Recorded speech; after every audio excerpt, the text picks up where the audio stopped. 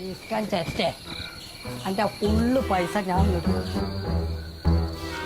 ഏത് നേരം അടി മാത്രമേ ഉള്ളൂ, കൂലിയൊന്നും തരാതെ.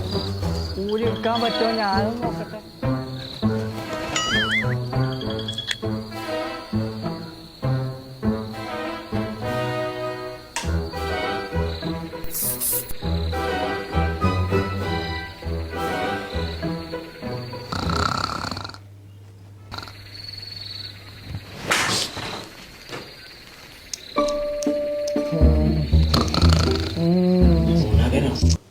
അനക്കെന്താ വരി കാര്യം?